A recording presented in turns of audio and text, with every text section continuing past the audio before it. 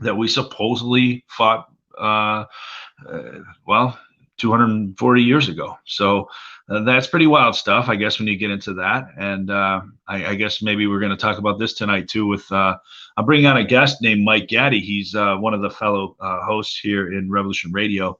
And of course, I got Scorpio and Giuseppe with me as well. And we're going to talk tonight about a few different things.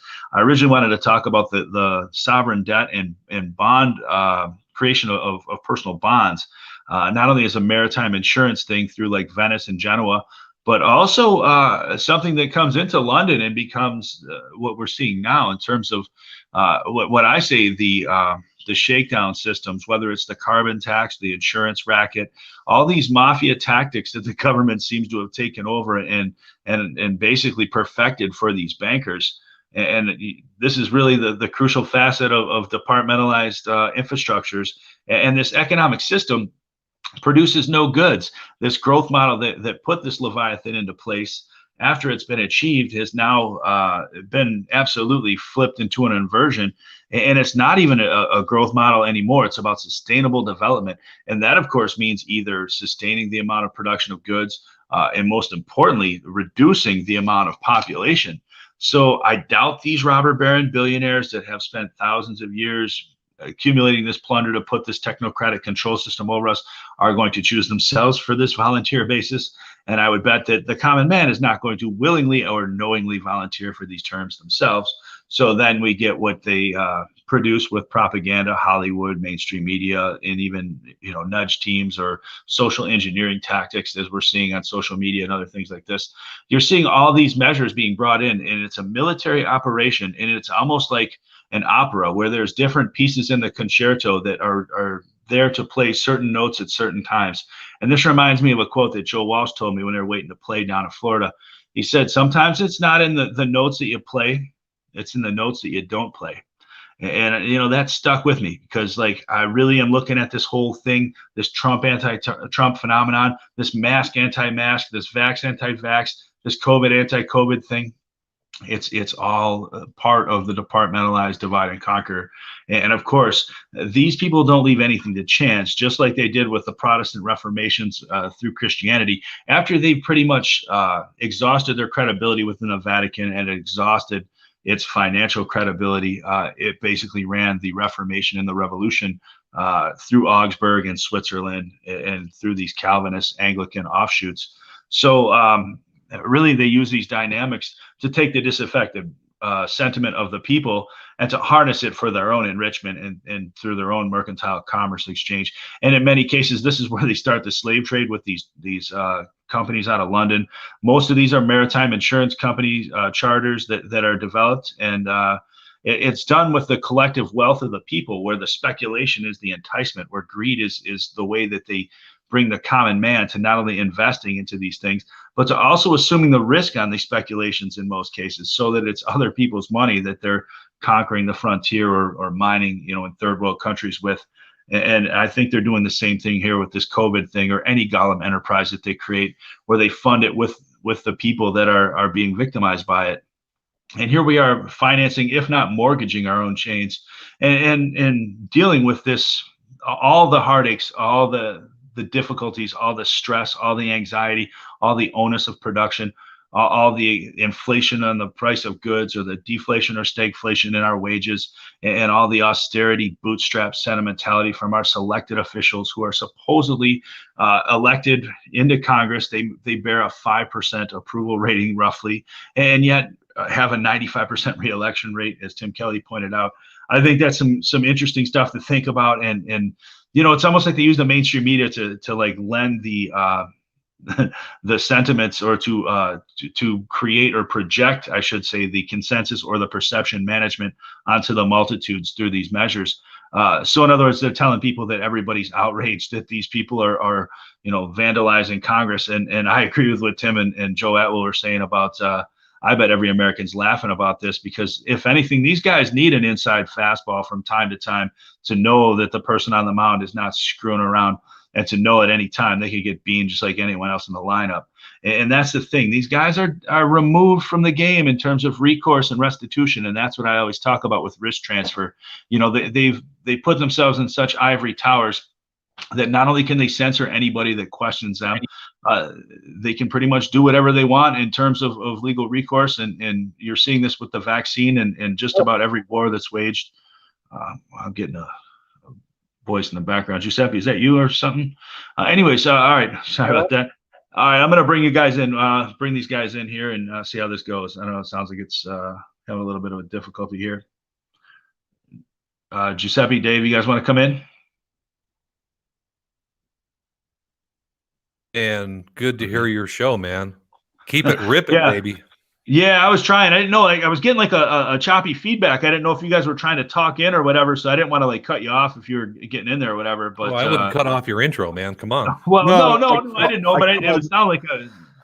I called Mike Gaddy, so he was asking if Mike, are you there? I'm here. Can you hear Mike? Right. Yeah, I got him. Okay, great. We're all square then. Yeah, you sound good, Mike. Yeah, sounds nice. Yeah, thank goodness. I hope that reboot helped, but I don't think that was our problem. Yeah, we were having a little bit of trouble earlier. Mike, if you want to carry on where you were at earlier or anything that I was saying in the introduction, if you were listening, go ahead and let it rip. Well, unfortunately, I was rebooting my computer, so I didn't get to hear how you started off. So kind of give me a lead on, please. Well, you didn't miss much. I was just rambling on about my usual tirades, as you can probably imagine. But we were talking about really the risk transfer that's been accumulated through the concept of like Wall Street and other investment centers like London or Venice before that, or Genoa prior to that, and really like how the financial, let's just say, commoditization of humanity by a certain group of people that have always done this and seek to do this even further and are using this technocracy to deliver this upon us. So, I think it's really interesting, to look at the tactics and how they guise these things under revolutions or illusions or inversions of freedom. And in truly, most cases, these things are, if at best, inversions and things to really indoctrinate us or to make us better slaves or more compliant victims. I was just kind of going off about the usual stuff there, and really, I want to talk to you about a few things, and really, what do we do to fix it, and how do we really, where do we go from here? Seeing not only life in a post-truth world, but what we've seen in the last week alone is enough to red pill anybody that's paying attention, at least. Well, I would hope so, Chris, and but I don't see it happening. I'm talking with folks in about 4 or 5 different states about what they've been seeing lately. 4 or 5 states where I previously lived, and they're still all seeing the same thing we are, with these people clinging on to dear life with some kind of hope that this corrupt system is going to fix itself if they will just wait long enough. And one friend was just telling me earlier that she is having problems talking with people because people are now started saying, well, we'll fix all this in 2024. Wow. They want to let the deep state regulate the deep state, like the deep state has always tried to do. Like we're talking about that in other shows, the Pike, the Church, the Rockefeller, or even the Reese, or any of these Kefauver hearings, go on and on, the Cox Commission. There's so many of them, Iran-Contra, Tower, go through and through Whitewater, onto 9/11 and what we're seeing now. What are your perceptions on this? Why do people always seem to just fall back into this fused state and just revert back to authority, especially in the face of trauma or some sort of economic hardship? It just seems like they just put the screws to us and people just fall right back in line and start shoveling away on the plantation. Yeah, it's true, Chris. It's like they have a default switch. If you hit them with enough mental BS, they immediately, the switch goes off, and reality is no longer within their realm of understanding. They revert to fairy tale mode.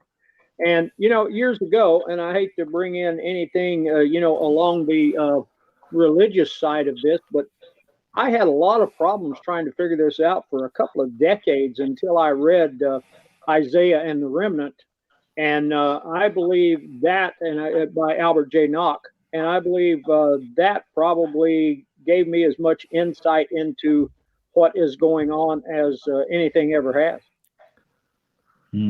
And I go back like once a month and read that to refortify my own sanity, if you will. Well, yeah, and that's just really it. Is anybody that has is a pure of heart and a bleeder in a jagged world that sees through this and really struggles through this, in many cases faces, difficult introspections or even addictions or things like this in their lives. Just the shame of dealing with a population that seems to not know at all what they're going through in this inverted world. So it's something where like the victims are especially gaslit and the eyewitnesses are just ashamed or afraid to really speak up, and it's almost like an intimidation or a fear tactic with perception management, and it's amazing how well they work this. It reminds me of like the witch trials or other things like this, and Inquisition tactics or heresy trials that I've read about in the past, and I wonder how could this have ever been possible back then, and then I see this going on right now and I'm going, wow, this, if anything, has just been perfected and more streamlined. Well, they get better with practice, and that is, I remember my days in the intelligence community, and I remember my first briefing, and they sat me down at that wonderful place at Fort G. Meade, Maryland, and they said, okay, here is our goal, and of course this was, at the time, was in another country. Here is the goal, here's what we want to do, and we need a plan that will give us our desired results. Now, we want you guys to sit down and we want you to come up with a plan to accomplish this goal. And we want plan A, plan B, plan C, plan D, and the oh shit plan. And you alluded to it in the program earlier today, Chris. They plan this to the finite detail. Everything that they look at, they go, okay, well, what if this happens? What if that happens? The only thing they cannot plan for is something outside of the reach of humanity. In other words, use that term divine intervention or some kind of mass catastrophe. They plan for everything but the things which they cannot control. And any hope for the 100th monkey? In the bottom line, they have everything covered that is within the control of man. Mike, I didn't mean to cut you off. I was going to ask, is there any hope for the 100th monkey in this? Do you see any hope? No, pardon me. The one thing that, that I see is that, I look at history and I think so often of Patrick Henry, and Patrick Henry says, I know no way of predicting the future but by the past. And I forgot what person it was who was asked at one point in ancient history, was asked, why do you look to the past for answers? And he responded, where else would I look? So I think when we look back at history and we see similar circumstances, I think it gives us some kind of outline. Those of us who see, through the facade, see through the fog, there's nothing that we can look forward to that says, hey, this is going to be really super. And we're going, because we will never have a majority of the people who will side with us. It just doesn't happen. And that goes back to the Isaiah and the remnant part, because, when God told Isaiah, I want you to go out now after the reign of King Uzziah, and it said, I want you to go out and tell the people how corrupt and how terrible and how awful the things are. And Isaiah says, yeah, I'll do that. And then, God says, yeah, but I got to tell you, they ain't gonna listen.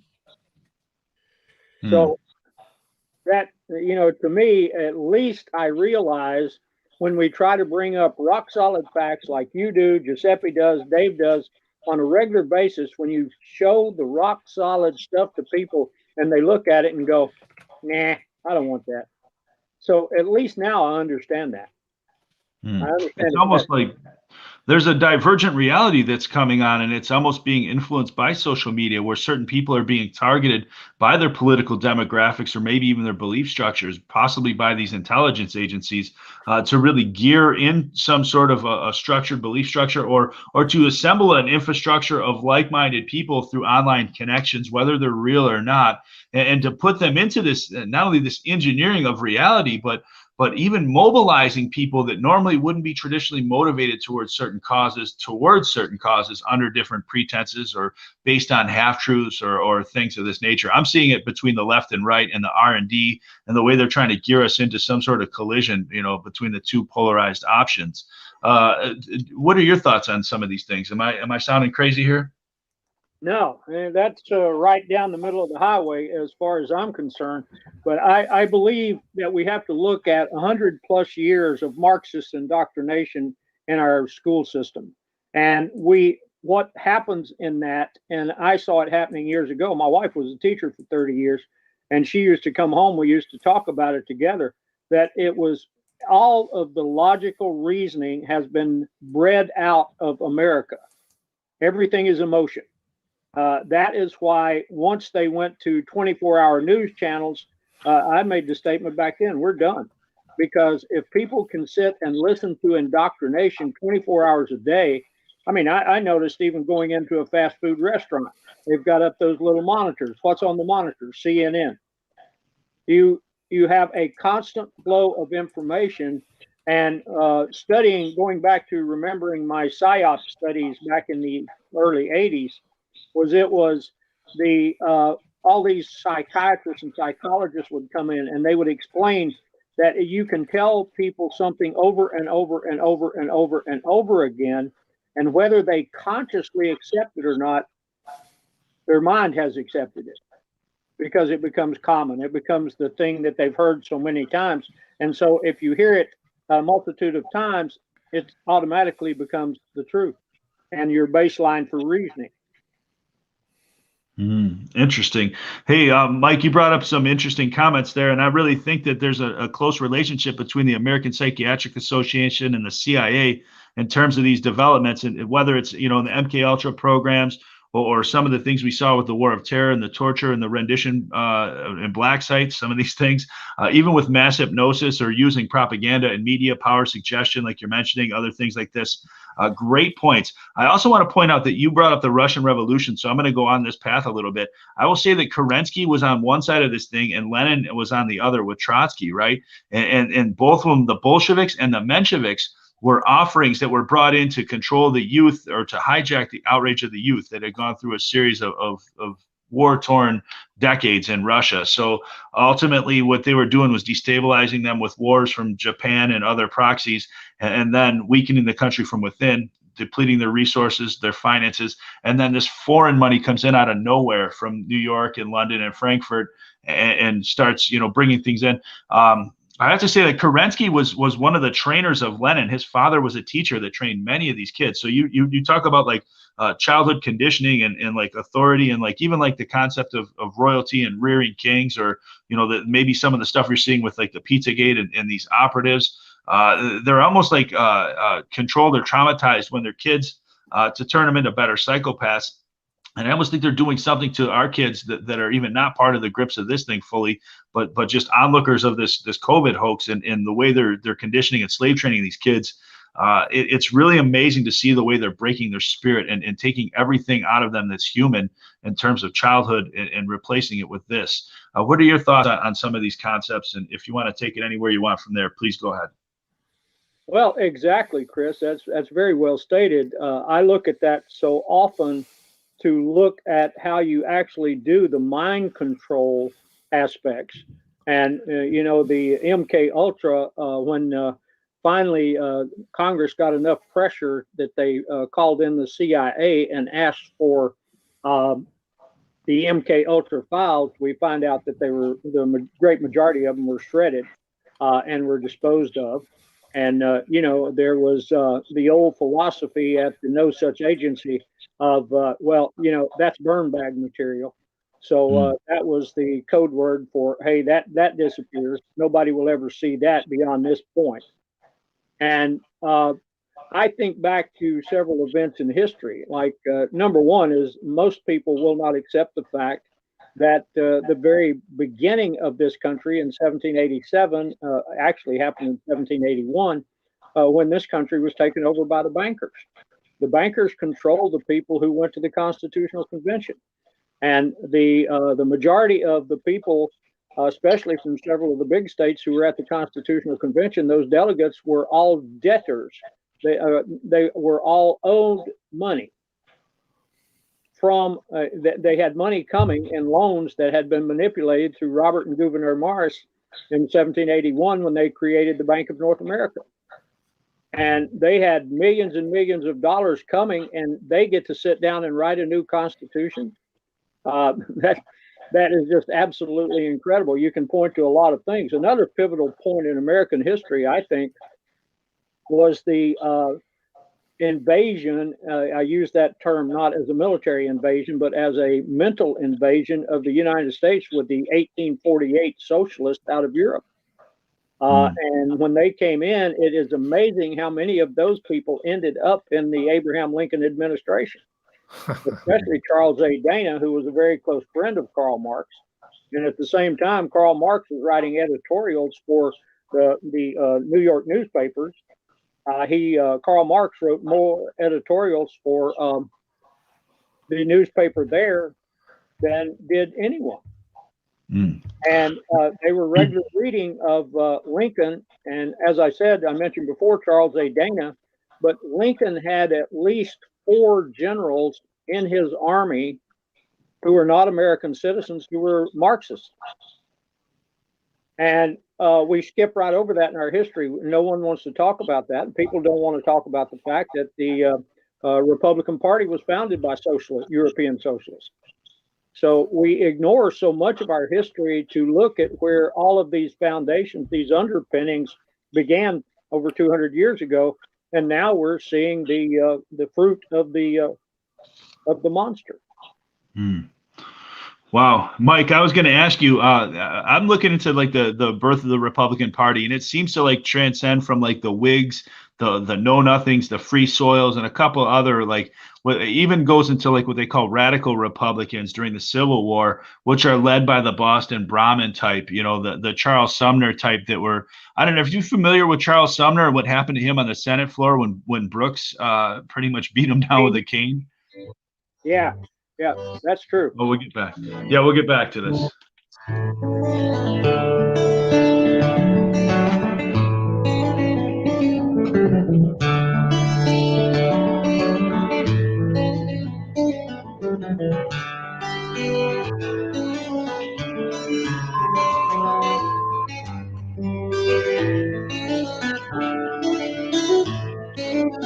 Giuseppe, are you going to drop Rev Radio at the breaks? Oh, good man. Listen to Revolution Radio at freedomslips.com. No, we can't because Mike's on Skype. Oh, okay.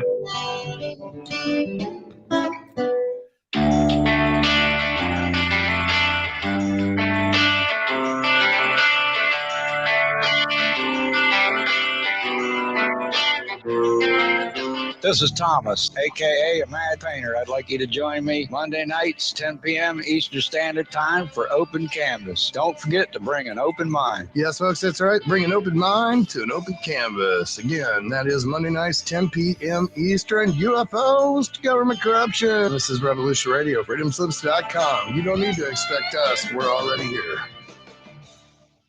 Many years from now, would you be willing to trade all the days from this day to that for one chance, just one chance, to come back here and tell our enemies that they may take our lives, but they'll never take our freedom?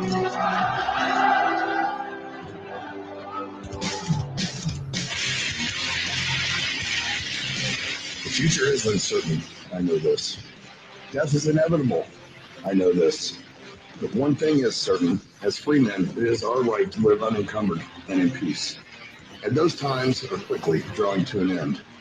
And in these times, peace is certainly an illusion. And as the chains grow tighter, our ability to slip those chains increase incrementally with every passing moment. Inaction is no longer an option. It's time to raise our voices like a cacophony of thunder and lightning and tell the masters no more.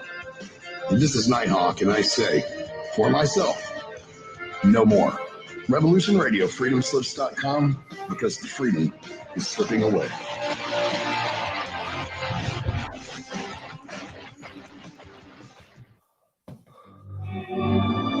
I will defend myself against their tyranny. Number 3 is my radio broadcast. I'm squarely in front of the public all the time, and they all know what's going on. For we are opposed around the world by a monolithic and ruthless conspiracy that relies primarily for expanding its sphere of influence. Hello, my name is John Wayne, and I do a broadcast here at freedomslips.com, revolution.radio, called The Unequivocal Truth, DEFCON 1. Freedom are at war. And folks, I assure you, we are in Defense Mission 1, as we journey perilously through this paradigm that we currently reside in. And I ask that you join me every Saturday, 8 to 10 p.m. Eastern Standard Time for The Unequivocal Truth, DEFCON 1. We'll never surrender.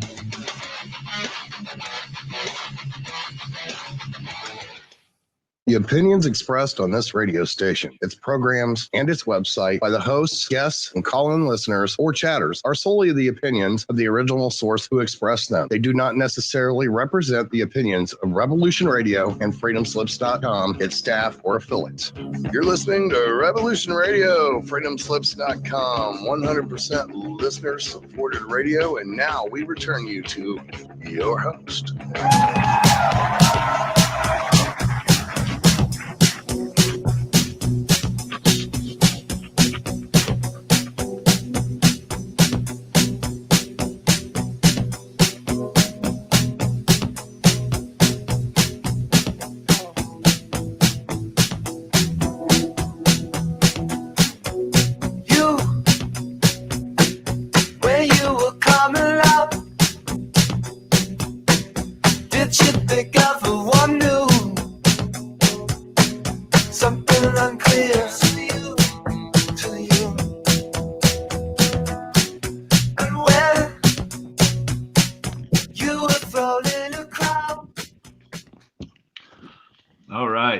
For the bottom of the hour here on Brutal Honesty, joined by Giuseppe Vaffanculo, Scorpio Dave, and of course Mike Gaddy. Where did we leave off? I think I threw a wicked curveball in the dirt to Mike, and he was trying to bat it out of the park. So maybe we'll let him take it from there. Sound like a Charles Sumner curveball. You want to? Yeah, there you go. There you go, on Mr. Sumner. Yes, sir. Absolutely. Let it rip if you want about that. Anything you want on that. Well, Sumner was the leader of the radical Republicans in the Senate, but let's not forget Thaddeus Stevens, who was his partner in crime in the House of Representatives.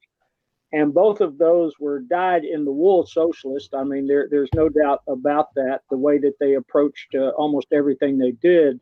But the caning was one of the highlights of history, in my opinion. And the problem was that he didn't finish the job with Sumner. Sumner was an odd character. Have you ever gone into his personal history to any depth, Chris? Oh yeah, he was a weirdo. He had some really interesting relationships with some authors and some real high class people in the Boston Brahmin. Yes, and Stevens was much the same way. Some really odd behavior. How familiar are, not to jump total ship here, but to bring something in from the sidelines? How familiar are you with Charles A. Dana? Not so much. What do you got? Okay, Charles A. Dana was a very close friend of Karl Marx in Europe. And they had worked side by side on several different projects. Well, they Dana immigrates to America in the 1848 when Europe tried to purge themselves of these monsters. And so Dana comes to the U.S. and he becomes the associate editor for Horace Greeley. And of course, he's bringing in all of Marx's works that he got $5 a piece to publish. And he's published them in Greeley's newspaper.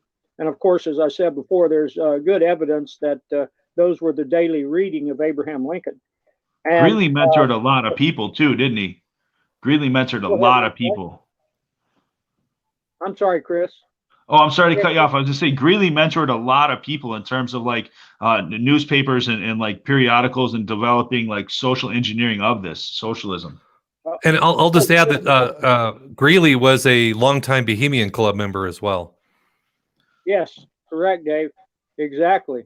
Well, ironically, Dana is the associate editor for Horace Greeley, and then he gets tapped by Abraham Lincoln to be the Assistant Secretary of War. Wow. Imagine that. So here he is, and he's acting as Lincoln's emissary, moving in and out of military circles and bringing all of the intel straight back to Lincoln. And Stanton would get very upset that Dana was actually bypassing the Secretary of War and going directly to the president with his information and intel. And he made several complaints about that to Lincoln. Lincoln just totally ignored him. Interesting. So we wonder about that influence. And then, are you familiar with an episode called "The Rape of Athens, Alabama"? Oh wow. No, refresh my memory on that. Man, it sounds familiar, but I don't want to take a stab at that one. Go for it. Okay, northern Alabama, early on in the war, the Union Army takes control of that section, and there is a colonel by the name of Turpin. I can't remember the first name right now because he changed his name, and he went by Turpin once he was in the U.S. The actual fact of the matter is he was a Russian who was not even, hadn't even been in the United States that long. And his name was Turgeyevich, and they shortened it to Turpin for Americanization purposes. But he was the commander of a unit that went into Athens, Alabama. There were no Confederate forces there, but as they marched their unit into Athens, Alabama, the people of Athens turned their backs on Turpin and his men and just would not look at him, which made Turpin very angry. He told his commanders, "I'm going out to do some reconnoiter. When I come back, I don't want a house standing." And so they burned the homes in Athens, Alabama, and other atrocities. And when William Rosecrans, the Union general, found out about this, he court-martialed Turpin and actually went through with the court-martial and actually kicked him out of the Army. 2 days after he was kicked out of the Army, Lincoln reinstated him with a promotion to brigadier general. Wow. Interesting stuff. Hey, you were bringing up some interesting points. Have you looked into the South at all about like the Knights of the Golden Circle and the Masonic connections and like the relations to Pike and Garibaldi and Mazzini and like the correspondence between them and the correspondence, like say, of some of these color revolutions of 1848 that go on in Europe? They lead into like in the Civil War in Italy too, and like they have the same themes: the red shirts, the same uniform colors, the same notions, the same people behind it.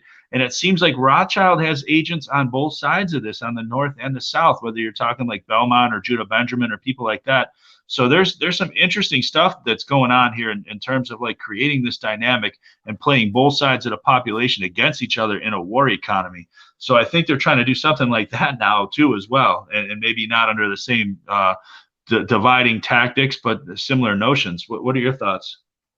Well, exactly. Are you familiar with Solomon James Rothschild? Yeah.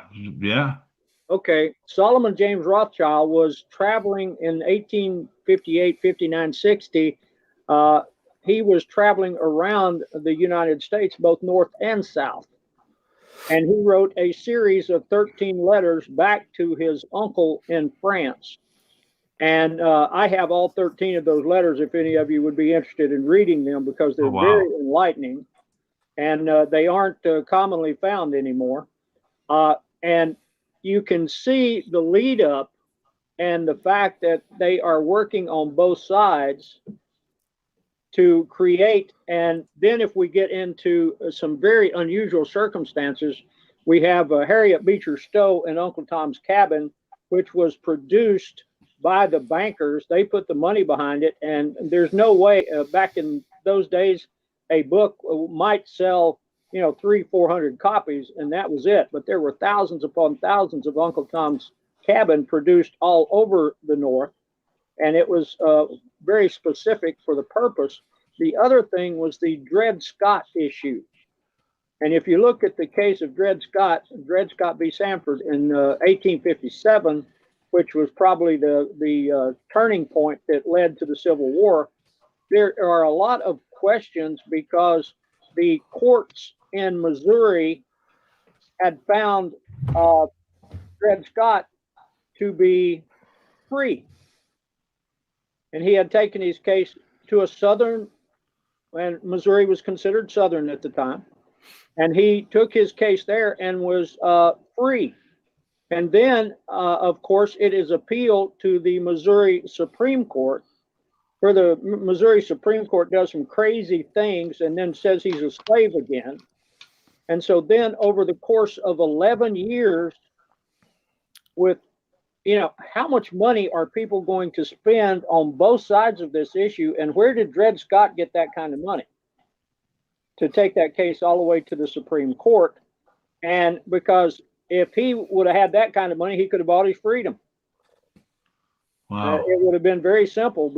But to have top class lawyers like both sides did for 11 years is, you know, beyond question a made up deal. And then for the 1857 Supreme Court, for Roger Taney, the Chief Justice, to make the decision that he made, which was absolutely absurd.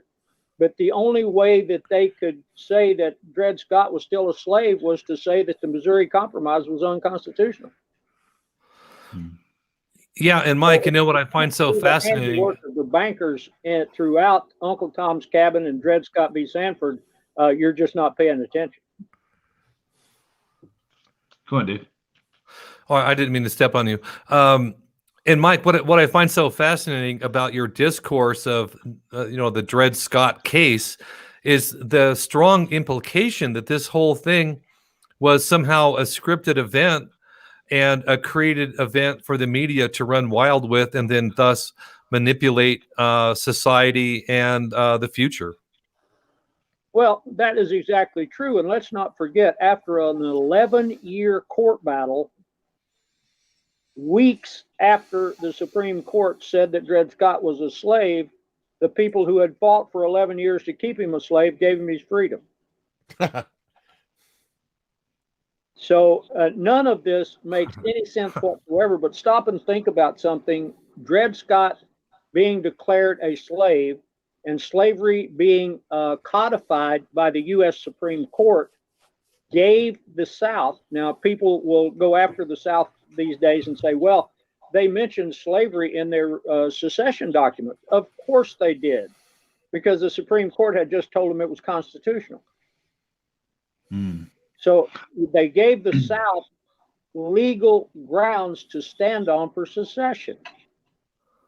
And again, you can see the undercurrents here in history that we're seeing and that we've been talking about today. We're seeing these undercurrents, and most people don't even know they existed, and just like they don't see the undercurrents of what we're dealing with today.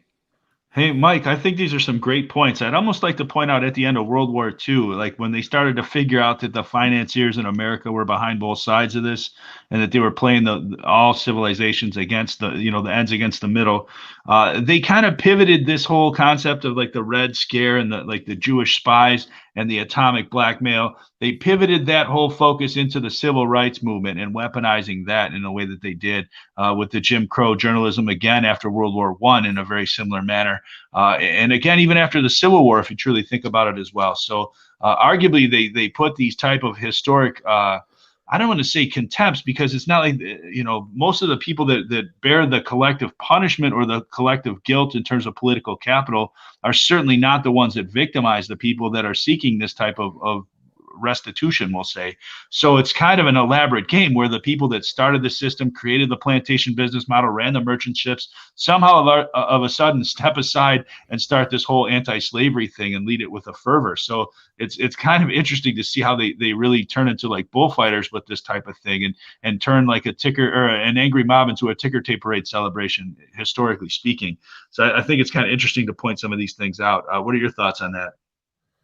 Oh, exactly. And you mentioned the end of World War II. I think any study of World War II would be incomplete without studying the assassination of General George Patton, and to understand the reasons why Patton was assassinated and who assassinated Patton. And if you go into enough research on this, you will find out that Patton was assassinated in a combined effort of the NKVD and the OSS. And Patton was had become he was completely off the reservation.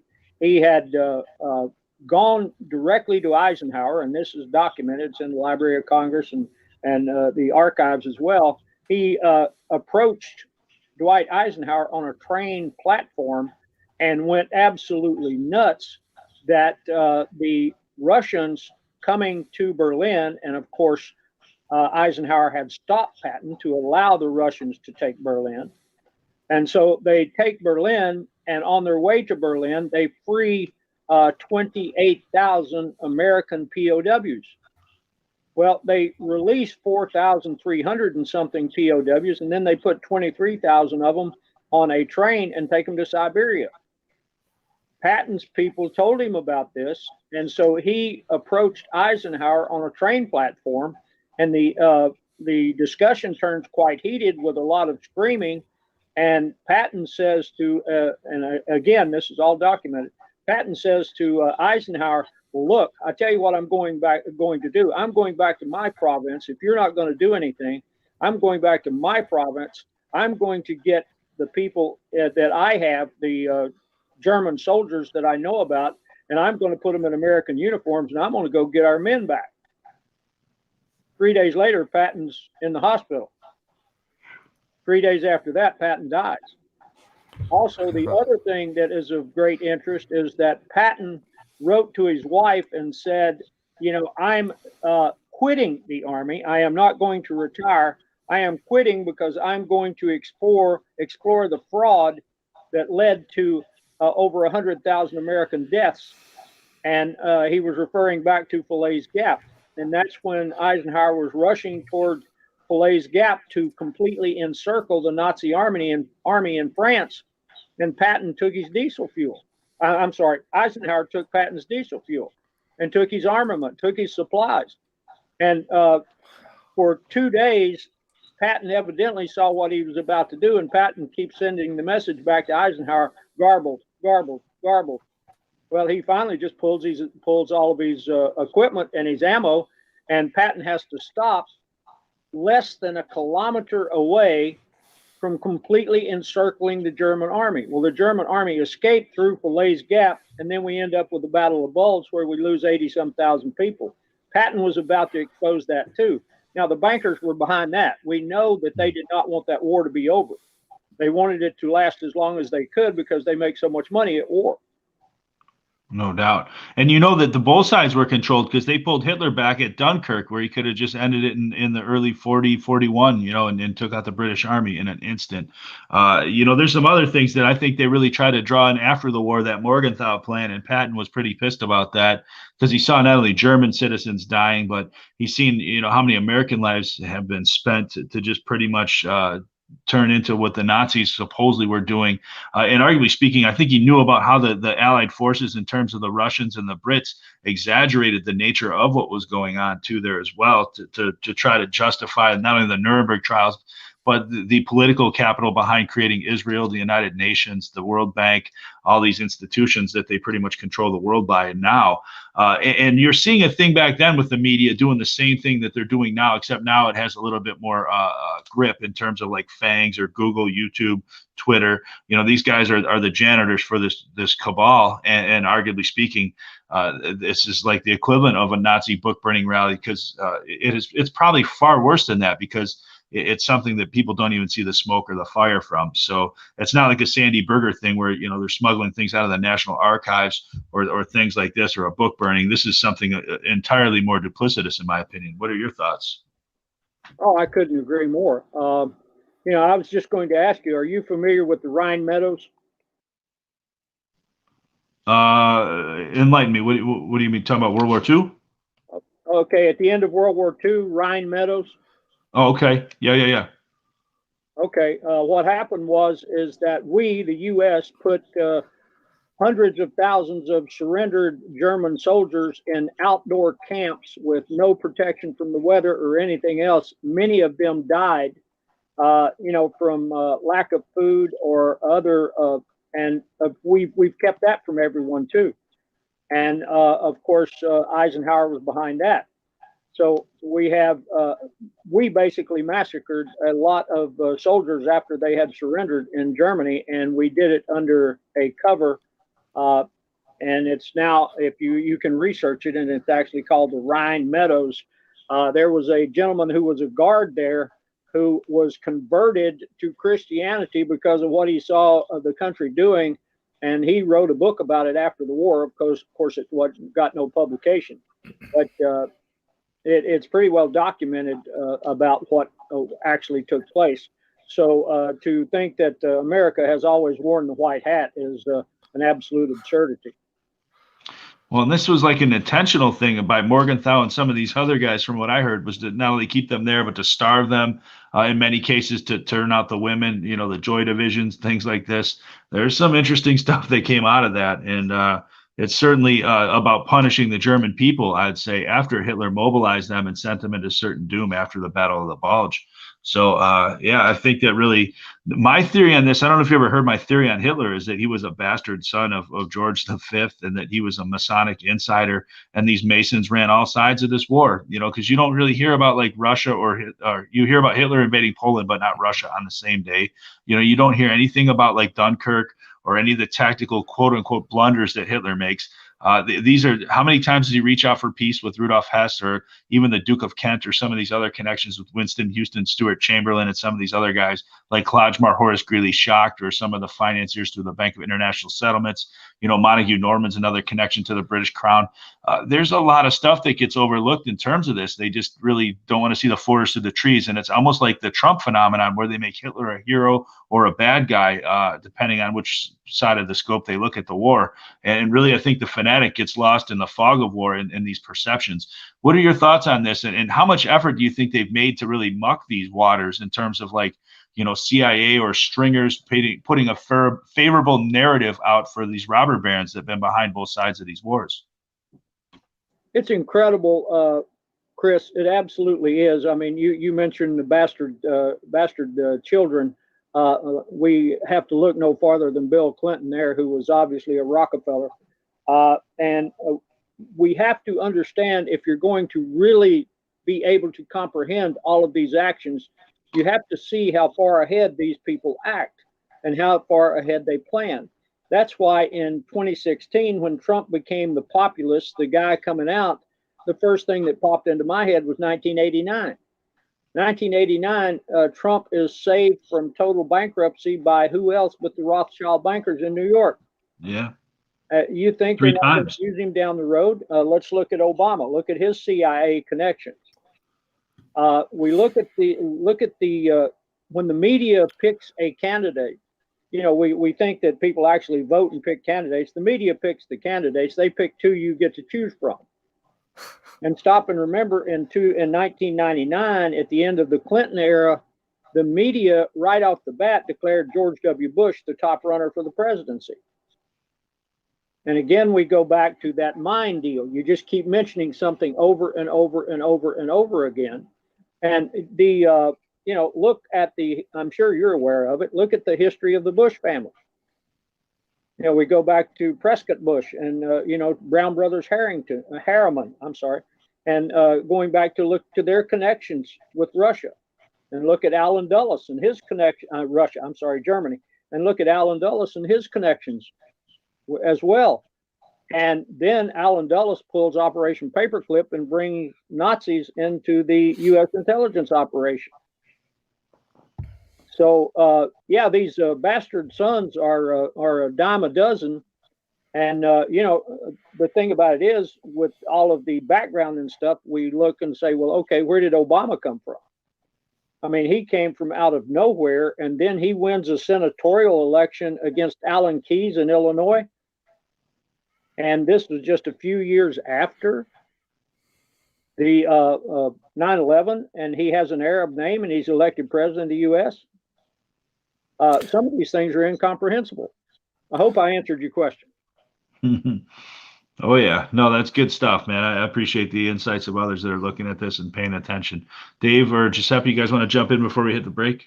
Well, I was just going to add one quick thing that looks like, from all indications, that Obama's grandparents were involved in the CIA, as well as his mother and this man that she so-called married in the Philippines, or no, in Indonesia, this Sotero. So his deep state connections, intelligence connections go very deep in his family. Oh, absolutely. All of these things can well be traced, and we look, jumping around, if you don't mind, right before the break, but let's go back to the Civil War and look at what happened after the First Battle of Manassas. That thing was about over. I mean, if they would have let Stonewall Jackson follow the Union Army into Washington, D.C., it would have been over in a few hours. But who stopped him? Judah P. Benjamin. And what was Stonewall Jackson's? And Stonewall Jackson did not call people names. This was so unusual for him. But he threatened to resign when Jefferson Davis made Judah P. Benjamin Secretary of War. I think that he was killed. That's why he was shot by his own people, Stonewall. Well, I've studied that at length. I spent a week at Chancellorsville just going over and over and over that to satisfy them all mine, moving between Lexington, Virginia and Chancellorsville and walking that route. It's plausible. It could have happened the way that they claim it could. I'm not saying that is true. But we do know one thing, that Jefferson Davis and Robert E. Lee ignored Stonewall Jackson for the better part of 3 years. And he kept telling them the Confederacy cannot win a protracted war. It's impossible. We do not have the resources. We do not have the money. We, and the men resources as well. Wow, great stuff. We'll be back after the break.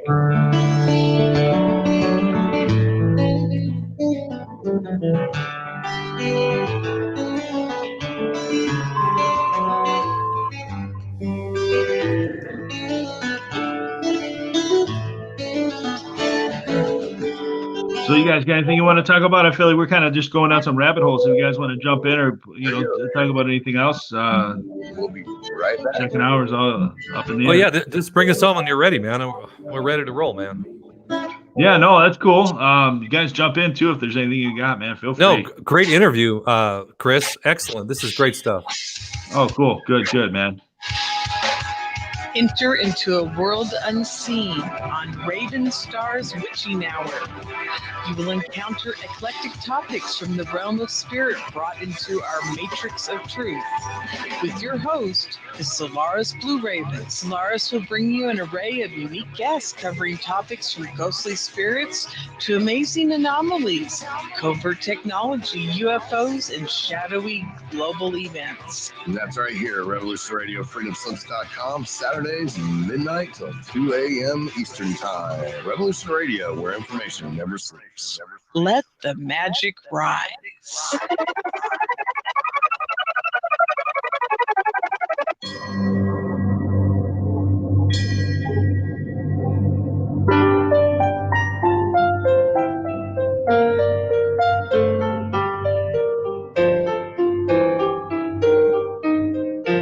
Did you ever feel that things were not quite right? That everything was just ever so slightly askew? Do you have, to paraphrase Morpheus, a splinter in your mind? If you're interested in hearing the latest information about UFOs, the paranormal, ancient cultures and structures, monatomic elements, longevity, fantastic discoveries in science, download it to your brain, then tune into us. Hi, I'm Dave. And I'm Maggie. And we are Shiny Side Out, Sundays 2 to 4 a.m. Eastern. See you then. Revolution Radio, freedomslips.com. You don't need to expect us. We're already here.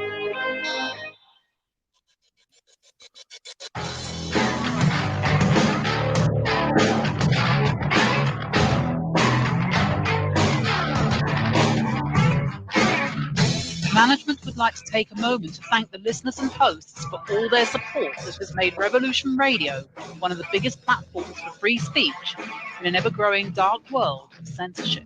Unfortunately, this platform for free speech has never been free. We need the support of the people.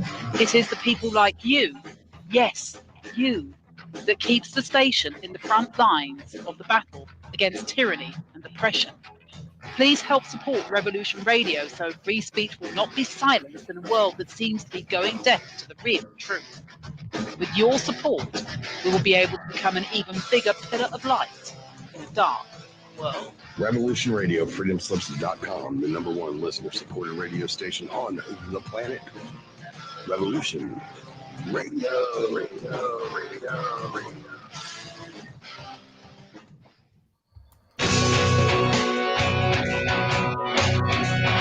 All right. Thanks for listening while we take that short break here at Revolution Radio, freedomslips.com. And now we're going to get back to your host.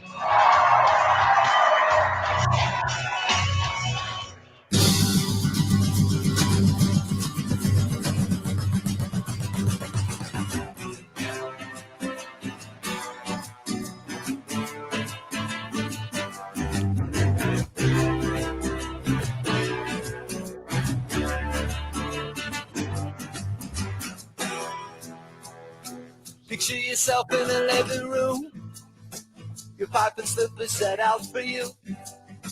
I know you think that it ain't too far, but I hear a call of a lifetime ring. Felt the need to get up for it. Oh, you cut out the middleman, you free from the middleman. You got no time for the messenger. That's pretty sweet. You shouldn't talk to the water boy. Man, that's good stuff. Spoon there. You have no fear of the underdog, and that's why they will not survive.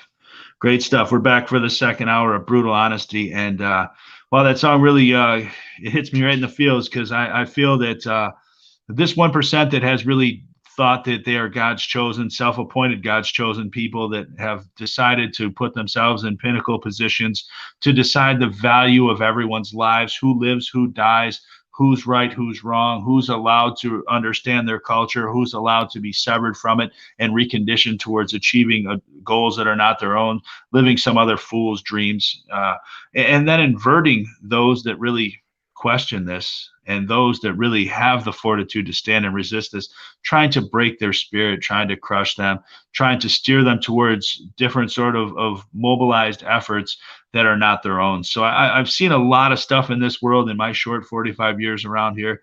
And wow, I can't imagine, going through some of these other events and times, what it must have been like. And I have to say that maybe nothing new has happened under the sun, and maybe this is the same old trick and the same old people behind it and the same formula. But I really think that there's been a strong effort to invert our perceptions. And well, I'm glad to be on a panel with everybody here that's fighting the good fight and uncovering these layers of history, because certainly history is not what it seems, and it's certainly not what we're being taught in our public schools and educated by these robber barons and their institutions. It's amazing when you control the narrative, how favorable it can be to even the most sinister of war criminals. And this is the thing, what we're seeing now from these people is their true colors, and people are really starting to have a tough time with this and falling into some realms of delusion. And I think that we should maybe crack into that a little bit the second hour here. What do you guys think about what's going on in the world right now, and what are your thoughts on some of that? Well, Chris, I would just add that you mentioned that history isn't what we're being told. No question about that. And we're seeing that firsthand with this so-called siege on the Capitol, a completely contrived event using, I believe, actors in part of it. And then you had 500,000 extras or stage props that showed up and had no idea what was about to happen.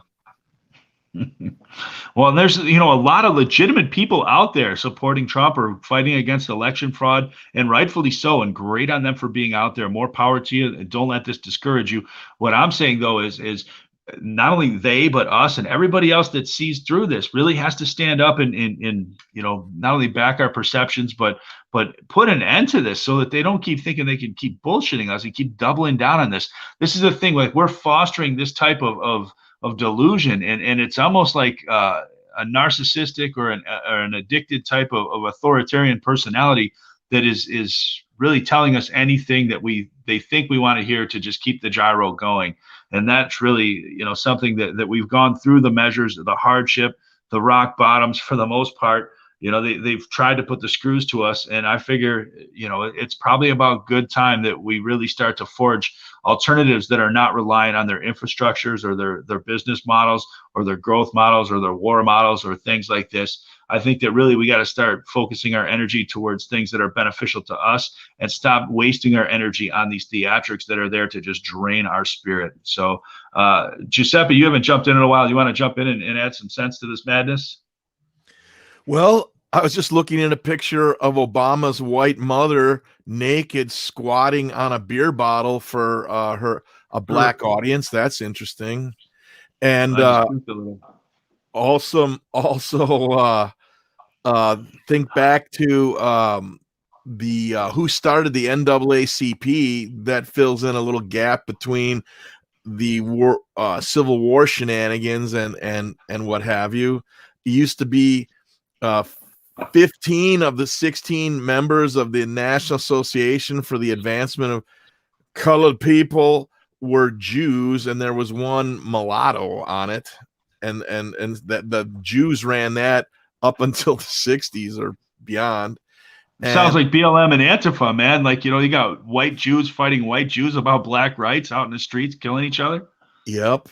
And then I'm drawn as a character study to the origins of the Anti-Defamation League and Leo Frank, where Leo raped and murdered a 12-year-old girl, white girl, Southern girl, and then he paid a black janitor at his carpet bagging factory down there in the South to take the rap for it. Paid him some shekels, and eventually the heroic townspeople figured it out. It was hook-nosed Leo, and they hung him. And if that isn't a story for today's times, I don't know what is. Tremendous cautionary tale, and something to definitely consider, because the people that have done this type of soft kill or even hard kill measure, as we're seeing now in some instances, they have planned this centuries, decades out. Their sentiments on us. The sad thing is we hold this relevance, and we greet them with the innocence and the righteousness that we should be greeting each other with.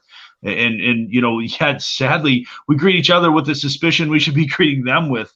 And this is part of the conditioning of the Hollywood apparatus and the sociopathic narcissist and the consumer economies and worlds that we're part of.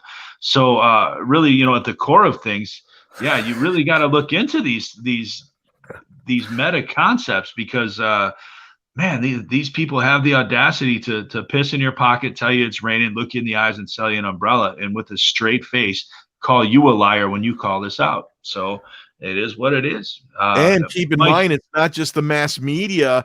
The Samuel Untmeyer paid Cyrus Schofield, a resentful, drunken, marginal British aristocrat, to rewrite the Bible and make it seem as though these satanic parasites were God's chosen people. And so now you've got, millions of evangelical Zionist Christians, which is the same as saying godly devils. And it's just beyond belief. It's complete insanity. Well, I would just add one thing that Giuseppe said earlier about the Leo Frank trial and how the townspeople ended up hanging him. We should really do a show on the history of modern policing.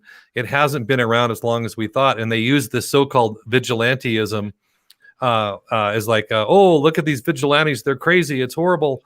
We need a solution. And, of course, the solution was you need a police force in your city. Yeah. So that'd be an interesting show, and I think it's something to be up Mike's alley as well. Sure, they just send people to Palestine. Are you still there, Mike? Oh, I'm here. Okay. I'm here. I'm enjoying listening. If you do that show on the cops, let's watch and study how that the police force Israel in America was taken over in 2001 by Mossad. Right. after They're 9/11. training in Israel too, like anti-personnel tactics. Right, exactly. And Chris, have you ever talked to, or are you familiar with the group in Israel called the Refuseniks? Not so much. I try not to really get too much involved with what goes on in Israel. I get sick enough knowing about what these guys been up to historically, and I just, I just go into anything that they're involved with the notion that they're probably up to something terrible. Well, one of the things that I found on my time there, and then with some connections I made, was the fact that there are people in Israel who feel just like we do, guys. There are quite a few, about 40%. Yeah, Orthodox.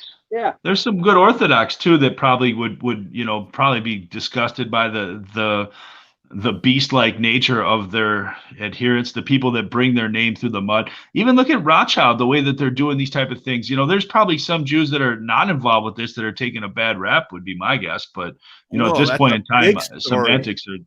I'm sorry.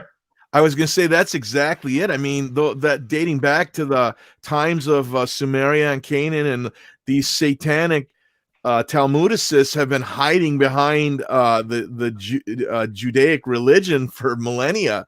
I mean, you can argue that a lot of the rabbi and priest class, the Kohens, are dirty, but there's a lot of decent people who legitimately that's their faith, and they're in for a bad day if the average normie wakes up and sees what's been going on. They're not going to differentiate. Yeah. Well, it's almost like tell us about the Refuseniks. I don't know much about that. Yeah. I talked with a IDF captain who had just gone to his superiors in how they were dealing with the Palestinians and said, I just can't do this anymore. I'm on the wrong side of the issue here. And in Israel, they do not make a big deal out of that. They just quietly let you go and hoping you keep your mouth shut. And I had a good conversation with this gentleman, and he was the one who told me, Giuseppe, I think you're pretty accurate with the 40% mark.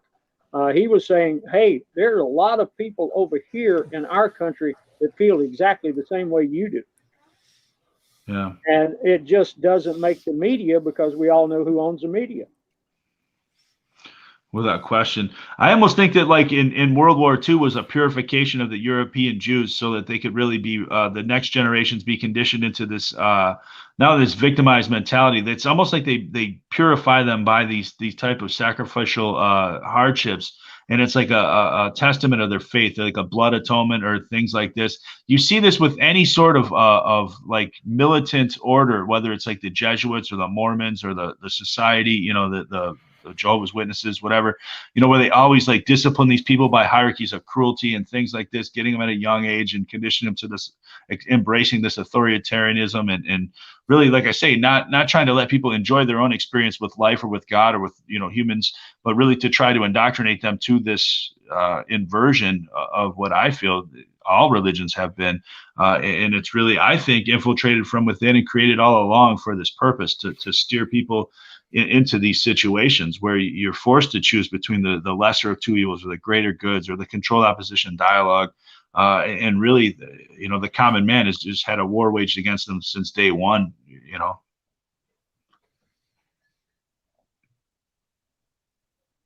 Mike, you still there? Totally agree. Mike, you still there? Yeah, I'm still here. Yeah, I'm doing listening here, gentlemen. You guys making a lot of sense. well, why don't you give us some good stuff to listen to too? We like hearing what you got to say, man. Well, thank you for that. I've got a few years on, I think all three of you gentlemen. And one of the things I made my mind up a few years ago is that every day is Groundhog Day. We're going to watch the same play over and over again with different characters. And I think that's the basis of what we've been talking about today. We are seeing a replay of events. The problem is that age-old axiom that the victor writes the history books, and the history books are lies supporting the victor. And so we keep seeing the same thing over and over again. Who was it? The gentleman who said, Santayana, who said, those who fail to learn the lessons of history are destined to repeat its mistakes. And we look at that. I also think of Marcus Tullius Cicero when he said, a people who are ignorant of their history will be forever children. That is a profound statement in so many ways for me. Hey, Mike, I was going to ask you, in comparison to this like Shakespearean script that's going on, this wrestling script between the Trump, anti-Trump factions, it reminds me a lot of like what was going on in Rome with like you bring up Cicero and like even Cato the Younger and some of these guys that were on his side. They, the Senate, I think really Caesar was a populist that was supporting the populars, and like those guys were the ones supporting the aristocracy, the elite. It's almost like they had to go to a point, even like Caesar crossing the Rubicon, and where they bring this collision into actuality, and well, in this case, the people seem to win. And I don't know if this was part of the optic or not, to make the people feel that they're like re-enfranchised with the empire or the republic or democracy in terms of Roman history. But it reminds me a lot of the Cincinnati with like his purpose and like what he was there to do. And it was really to lend the optic of the plebes getting rights, the common man. But it was really just making them powerless or like seem like they have democracy or seem like they have free will, where really they're being turned out. What are your thoughts on some of these parallels that we're seeing today and maybe some of the things that you've seen in the past, and anything you want to share with us? Well, I see quite a bit of that. The thing that just popped through my head, and I would like to get your gentleman's response on this, and when I first started really delving into history and started reading this, of course, I became angry. But now I would like to ask you gentlemen this question. Alexander Hamilton, James Madison, other people throughout history. We go back into the Roman history, as you mentioned, Chris.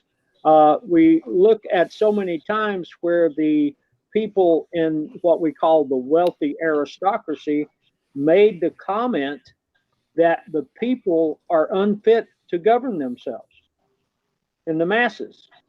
And gentlemen, as we look around today at the masses in America, can we argue that point?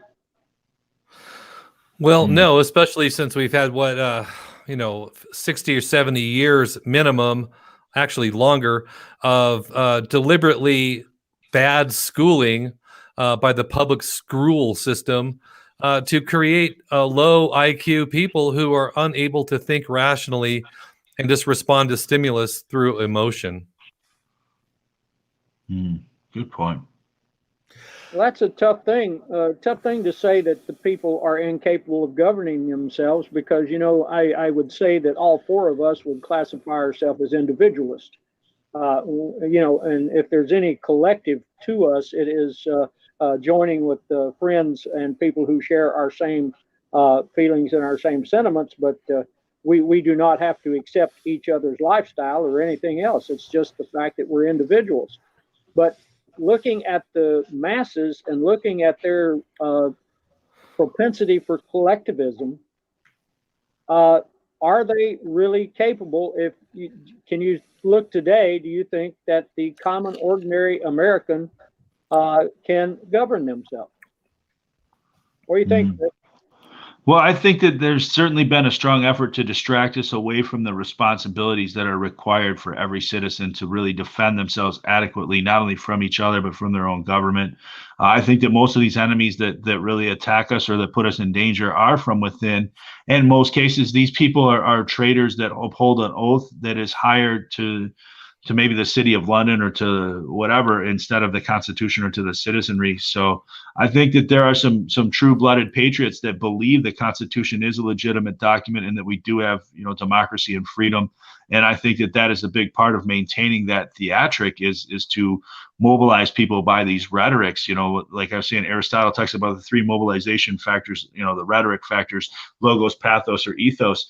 You need to have some sort of a sense of contribution to the world in terms of society. There is the whole point of society is to have this social contract where the people that are put in positions of trust that have fiduciary duties are supposed to uphold these things. And when they don't, they have to pay the price for not doing so. And this has been abandoned completely. So, yeah, I think that really they sweep it under the rug until the outrage, trips the threshold of tolerance. And then they snap back so hard that it turns into, an angry lynch mob or something that can get thrown out of control or misdirected, more importantly, because when you're dealing with that accumulation of outrage, and it can really get misdirected in the throes of emotion, and they know that, and that's why I think things are the way they are sometimes. Well, are the people today who call themselves patriots, are they analogous to the patriots of 1776, 1775? That's an interesting question. Yeah, that's tough. That's a tough question to answer. I don't think so, because maybe in a little bit, but the problem I see is that they've entered into a much more collectivist mindset. And right now, of course, the cult of Trump rules the so-called patriot community. Those who start to question Trump are often excoriated by these people right now, unfortunately. Come on, Dave, don't be a Democrat. If you want to be part of the club, you want to be part of the cult, you got to toe the line. And if you don't, you're out. I'm a secret liberal, man. That's right. You're a Chinese communist spy. I would say that perhaps 12.69% of the modern patriots share that understanding of what's actually being stolen. And I would say that 87.31% are caught up like either their favorite sports team, and they just want to beat the blue team, and they have no idea what is actually at stake. That's how I see it. Well, what if I throw this piece of logic out there? In 1775, 1776, the patriots of that day were fighting for freedom and liberty, and the patriots of today are fighting for a constitution they believe gives them freedom and liberty. Oh, there you go. That's wow. great. That's really great. Good. And they're fighting for Trump. You saw all those people that so-called storm the Capitol building, waving around Trump flags and demanding that Trump stay our president because that'll fix everything. Well, here's what's funny is right now there's probably 20 times our audience on Studio A listening to Hopium addict Scott McKay talk about how the military has got this and the white hats and all this, what I have to call horse shit of this Q movement and trust the plan stuff. And yet that guy's still blowing it out his ass like he's getting ready for his colonoscopy. And, like I watch X22 sometimes, and like people like super chatting some of these guys, throwing thousands of dollars like they're at a strip club to these people. And it's disgusting to see, like, for 4 years straight, they've been just jerking people's chains, and there's no deliverance of the rhetoric they're mobilizing these people with. It is like they got Cambridge Analytics or some sort of like hopium that they're putting them on. And these people are so addicted to tuning in to hear what they want to hear instead of the truth. Fanciful fantasies and fantasies that appeal to us sell very well, but brutal honesty sometimes doesn't, Chris, as you well know. Right. Well, I mean, you got to look yourself in the eyes and be honest. Oh, sorry, Mike. I say it requires a degree of self-honesty, and a lot of it is maybe masked in the emotions that are being put on us under duress. So I don't want to judge these people too much. I think that really everybody's going to react to this with their levels of information and experiences in life, and sometimes maybe these people need to go through a little bit more to realize what's being done to them first. Well, are you gentlemen, have you ever participated in, been a part of, or how much knowledge do you have about, quote, focus groups, unquote? I have quite a bit of knowledge of focus groups. Never been in one. Yeah, me too. Hey, Giuseppe, I know of. Enlighten our path. Okay, well, the focus group is somewhere between an 8 and 20 person group. You try to have it be varied enough. So you want a couple black women, a couple young white males, some working people, and then some outliers like a wealthy older woman. And then you play them a television show or a movie clip or an entire movie. And then throughout the movie, you stop and ask them questions at key points to try and understand what the reaction is from a group mentality. And then the belief is that if you do a few of these focus groups and you get similar results, you can extrapolate that to the masses. Right, and I would just add that the focus group was developed by Ernest Dichter in the 1960s, a disciple of the great master of propaganda. Bernays? Bernays, yes. Yeah, Bernays. All right, a follow-up question. Would you, either one of you three gentlemen, be surprised that the No Such Agency does extensive work in focus groups? I already knew that. No. Yeah, I would bet they do. That makes sense. Okay, do you know the three branches of the No Such Agency? No, I do not know that. No. Okay, there is ELINT, SIGINT, and HUMINT. Really? ELINT is electronic intelligence. Oh. SIGINT is signal intelligence, and HUMINT is human intelligence, right? All right. Right. Wow. So, and I was assigned to the HUMINT faction because I'm certainly no techno weenie. So they, as you have learned, Giuseppe. So, so they put me into that branch. And would you be surprised to know that they may take a diverse unit, as you described, Giuseppe, that they take a diverse unit of 25 to 30 people and throw political scenarios at them to get their feelings or their reaction to these scenarios. And then they make detailed studies of facial expressions while these things are being told. They do close-ups with cameras to detect eye reaction. And there's the music. I'll be back after the break. Time for a focus group.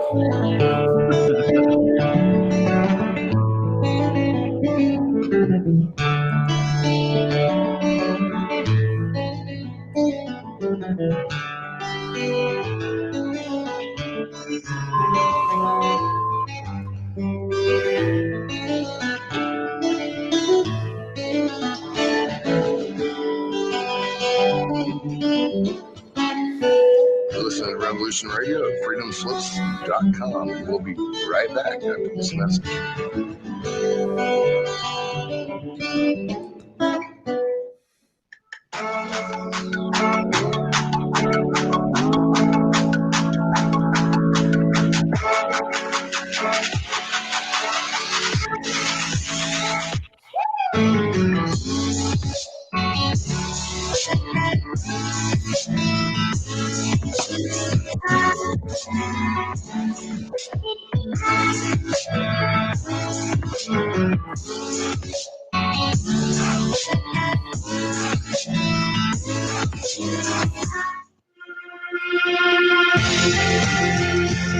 Como va?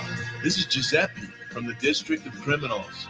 I pulled some strings and gotten you front row seats to my new show, The Perfect Triangle, live Friday, 6 to 8 p.m. Eastern Time on Revolution Radio Studio A. The perfect triangle is equilateral, three sides of the same length. In an angry, bipolar world, three perfect sides reveal many truths. Body, mind, and spirit. Thought, word, and deed. Conspiracy, propaganda, and truth. Natural health, allopathic tyranny, and your body. Freedom, globalism, and sovereign nations. And so much more. Each week, the Perfect Triangle will blast through fake news lies, champion the natural way and natural law, unravel the Orwellian deceptions of our corrupt government, reveal the satanic evil of globalist banks and transnational corporations. Tune in every Friday, 6 p.m. Eastern, to Revolution Radio, Studio A, for thoughtful discussions with free thinkers. Your calls are always welcome. The Perfect Triangle with Giuseppe from the District of Criminals. Join me, won't you? We did not engage in conflict that was out of line with our mission. Is it disloyalty? Is it treason to oppose the hands of tyranny? Never! I will never send troops anywhere on a mission of that kind without telling them that if somebody shoots at them, they can darn well shoot back. I know not what course others may take, but as for me, give me liberty! Oh, give me day! A dark cloud is finally lifting across the world as U.S. military intelligence and their global partners are destroying the deep state criminal power structure that has ruled over our planet for hundreds of years. We are free with the God-given right, and we shall not give that right to any power on earth. Hi, I'm Scott McKay. The world is at, and I am your host on The Tipping Point on Revolution Radio, where every Monday from 8 to 10 p.m. Eastern, we bring you the latest in this ensuing takedown of this global criminal empire. That's an image of strength. You'll get the raw, hard truth here on The Tipping Point. So come join us Mondays, 8 to 10 p.m. Eastern in Studio B at revolution.radio.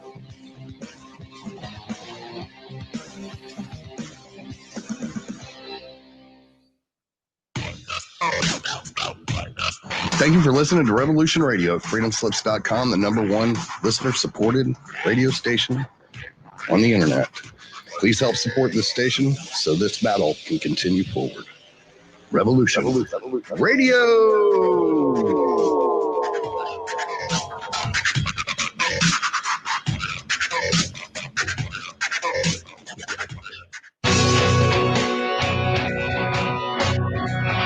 All right, thanks for listening while we took that short break here at Revolution Radio, freedomslips.com. And now we're going to get back to your host.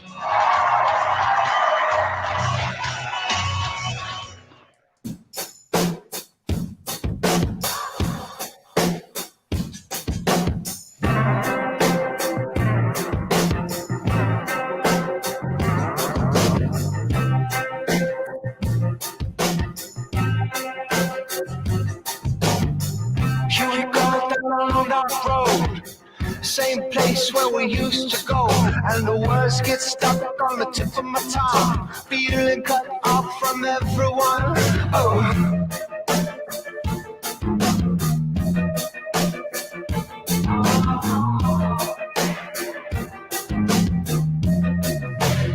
Do I have to talk you a lyric?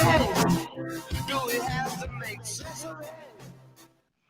All right, back for the last half hour of Brutal Honesty, joined by Giuseppe, Dave, and Mike Gaddy, and we were talking about a whole plethora of things. And you guys want to take it from there and lead us through the last half hour with any thoughts you got?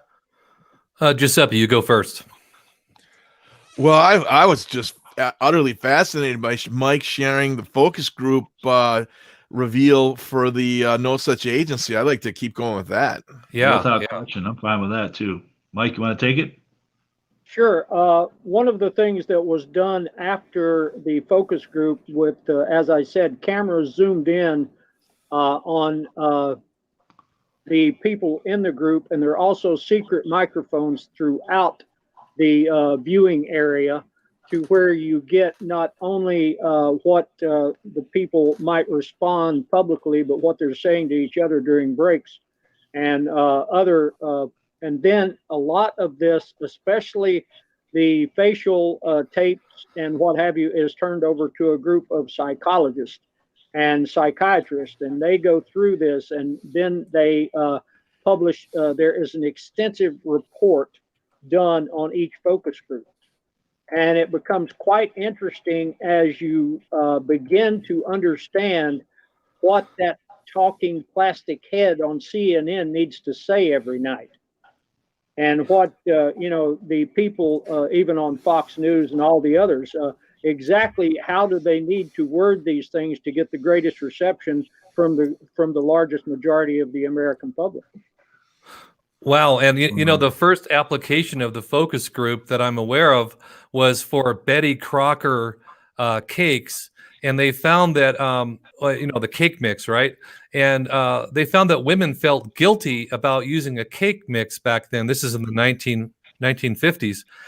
And so they did a focus group, and what they determined was that since women felt guilty, they decided to have the women add an egg to the mix of the batter, right? Because that way they're adding something to the cake. They're not just taking something out of a box.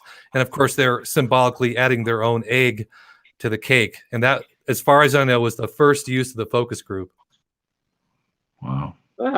I wasn't aware of that, but That's a great story. I can tell you, they get a great deal of intel out of these focus groups. It is just absolutely amazing. And even the seating is prearranged. You want this person from this segment of society sitting beside that person from that segment of society, this age person beside that age person. This is much more complicated and much more comprehensive than most people would even imagine. Wow, it's like stacking a jury or something. That's pretty crazy. Hey, have you ever seen a movie called The Killing Room? I think it's called. It touches into what you're talking about, Mike. Just on a note, your conversation kind of brought me to that association. So I thought I'd throw that out there and lead it back to you. So go ahead and take it from there. Well, to be honest with you, Chris, I watch very few movies, and usually I don't either. if I watch a movie, it's usually an old Western because I like to clear my head, because I spend the majority of my time researching and reading. So I'm not much for video entertainment, whether it be TV or any other medium. But, you know, I've heard about a lot of the various movies and what have you, but just to be totally honest, I watch very few of them. Mike, can I ask a question? Have you ever seen the movie The Sons of Katie Elder? Yes. Have either one of you fellas seen it? Yeah, great movie. No, a little before my time. It is a great movie. It's got John Wayne as the big brother, Dean Martin as the cool kind of philandering little brother, and then there's a real young brother, and they are brought together after many years because their mother died, Katie Elder, and George Kennedy is the really despicable bad guy. And I'm setting this up because it's probably my best imitation of the imitations I do is when John Wayne sees George Kennedy got some guy at the local saloon, and he's got his head in the water bucket barrel rather, and he's drowning him, torturing, waterboarding him actually. And John Wayne sees this, and here's John Wayne's reaction. Hey, that's all he really did. I'm not making that up. So, and then he grabbed the 2x4 and slammed George Kennedy in the mouth and knocked him in the street. So, all right, Giuseppe, where was that filmed? Probably in Utah. Try Old Tucson. Old Tucson? Oh, okay. Oh, wow. It was filmed at Old Tucson. Right down the road from Old Tucson is I'm not sure it's still there, but was a restaurant with the old clapboard type building, and it was called Tiny's Bar and Grill. Have any of you ever heard of that? No. Tiny's Bar and Grill. Nope, I have not. Well, when I was in Tucson working for the aforementioned funny people, I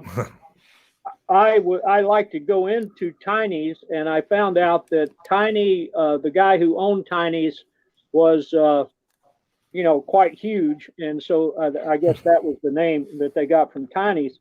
But I met this old gentleman there, and his name was George Bruce. And when I would stop in, I would like to stop and talk with George. George was probably 80 at the time. And I talked with George for quite some time. He told me a lot about the history of Tucson and that part of Arizona. And he said, he said, right here where you're sitting, he said, back when they would film the Westerns at Old Tucson, said, the actors would come down here, and you mentioned Katie Elder, and that was filmed at Old Tucson. And this gentleman was sitting there, like 80 years old, telling me, well, I can remember sitting back here in the corner with Ricky Nelson and with Walter Walter Brennan and John Wayne, and he was going through the characters and he was telling me all this stuff, and I'm sitting there, and you know how you're thinking, is this guy for real? Is he just making this up, or what happens, or what have you? But I remember going into Tiny's a few weeks later and asking the folks, "Hey, has anyone seen George?" And they said, "Pardon me."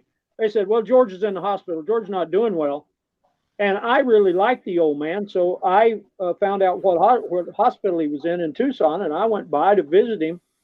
And he said, "Hey," "they're letting me out of here tomorrow. Is there any way you could come by and give me a ride?" And I said, "George, I'd love to." So I went by the next day and I took him home. And he had a coffee table, and he walks out with this photo album, and he says, "Here, I know you didn't believe me. I've got the evidence."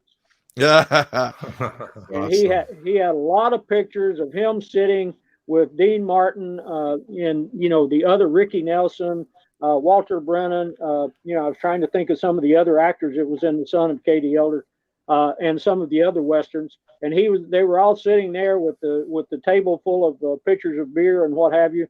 And that you think back to some of the things that have happened in your life where it was just really a great experience. And I remember old George Bruce fondly. But thanks for prompting that thought again, Giuseppe, with The Sons of Katie Elder.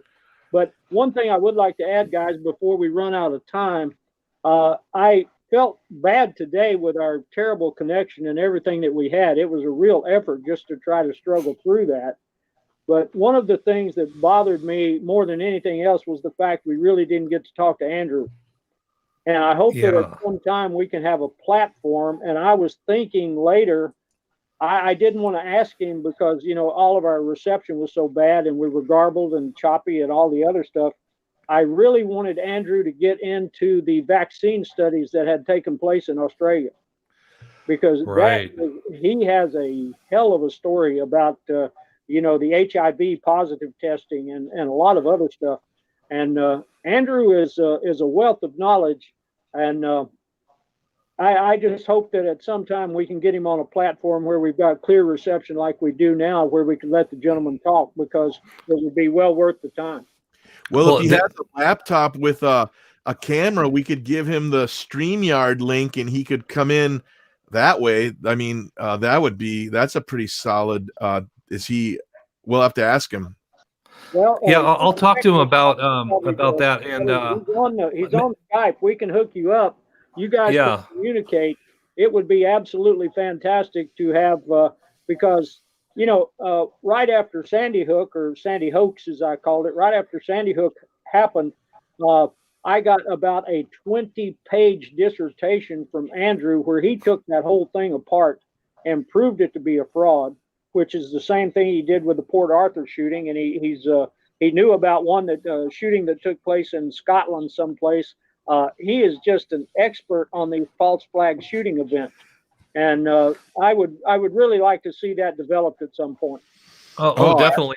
I just want to. I'll work with him on his audio issues. I think he had a problem with his mic too, as well as a bad connection kind of deal. But I definitely want to do that, Mike, because I could tell the guy knows a lot, and he'll be a great addition to the shows. Well, I appreciate that, guys. Andrew and I have been communicating for quite some time, but I tell you, after the Boston Marathon bombing, I got just a detailed report from Andrew with pictures and everything. I mean, he does such an exhaustive study of these things. I mean, down to the detail of the color of a vehicle here and the color of a vehicle there. Oh, that'd be great. Yeah, I really respect that. He tears these things apart in such detail. Plus, I'm sorry, guys, I love the accent. Oh, me too. I love foreign accents. Yeah, it's a great last name too, McGregor. Yeah, that's. He sent me some pictures of his son's weddings, and over the years, and they've all been wearing kilts. It's just cool. I love it. Nice. Well, I'm half Scottish, man, so I can relate with that. Which half, the top or the bottom? I'm not sure. Oh, well, I tell you what, guys, this has been fun. It's, I don't know how to really explain this to most people, but, there's not a lot of people you can sit down and have this kind of conversation with. And Chris, I just want to thank you so much for inviting me. It has been a real pleasure. My pleasure. Come back anytime, man. This has been great. And it's. I think Mike is almost like a national treasure status right now. Giuseppe, and Dave has helped me so much in my productions. Yeah, I got a good idea for the intro and to do a bumper. So I should have that done in the next couple days now that my schedule's freeing up a little bit. No rush whatsoever, young man. It's great for me. Just the fact I appreciate you doing it. Oh, glad to, Mike. Nice to be called a young man, huh, Giuseppe? Yeah, that's right. Well, because I used to explain it this way. Every time I sit down at the computer, there's a short between the seat and the keyboard. Well, like Scorpio, I don't know if you heard it, Mike, but he described you as a national treasure, and you are a national treasure. And anything I can do to expand your reach, just like with Chris, another young historian. I mean, there's so many lies. I'm so tired of these academic know-it-all, know-nothings who just go and literally photocopy other sources of books who have photocopied other sources of books, and you get your 200 regurgitated sources, and then you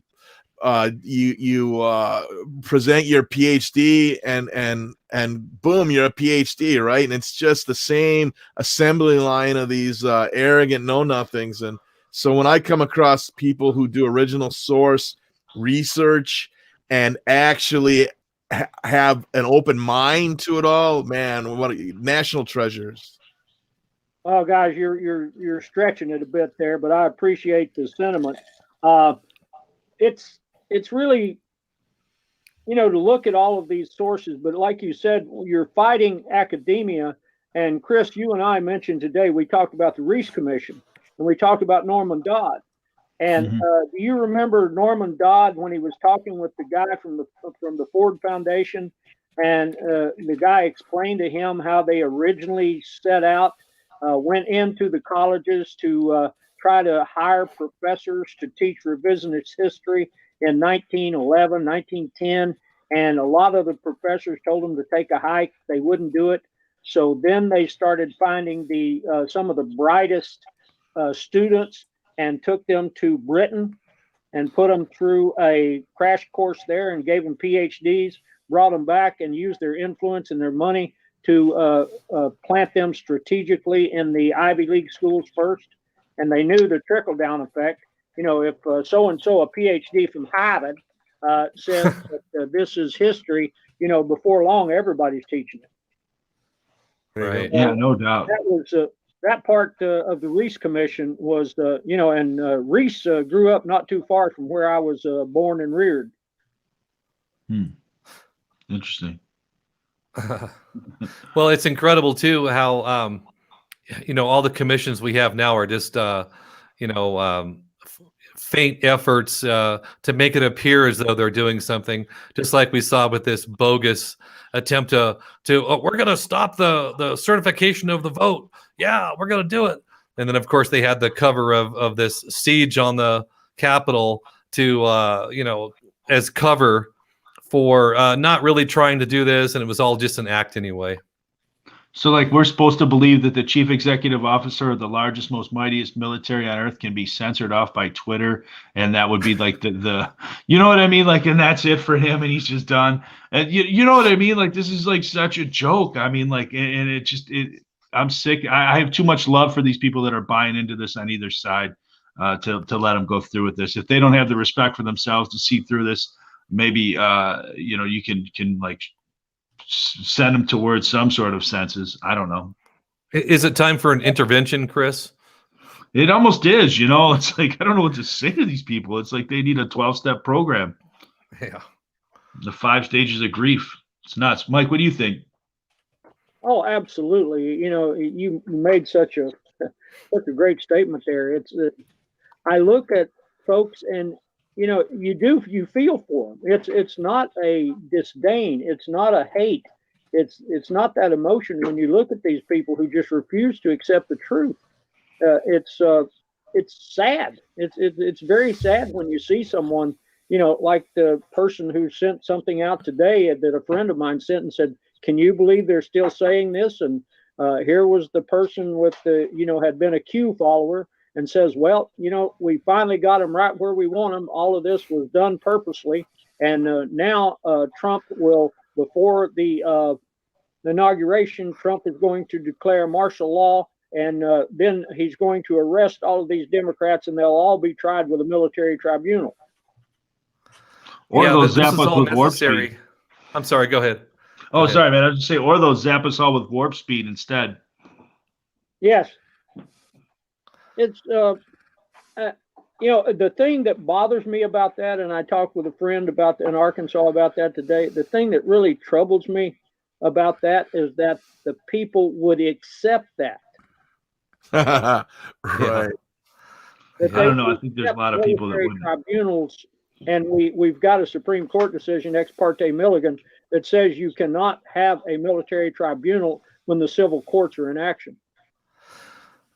Right. And, I heard some other people that I know that are fairly intelligent actually believing that, this is all a setup by Trump. This siege on the Capitol was a setup by Trump so that the traitors would expose themselves. Now we have them right where we want them. Oh, my.